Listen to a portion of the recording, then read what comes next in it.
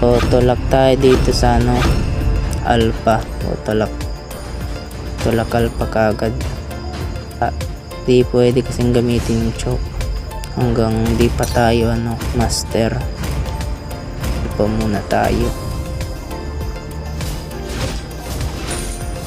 So, dito nakikita ko dito yung dalawa, kaso namatay na yung isa. Ito yung binigyan ko. So, dito sumusugod na nga siya, akala naman niya ako. Tapos pupunta pa talaga si Julian. Yan, tuloy nadamay din siya. No.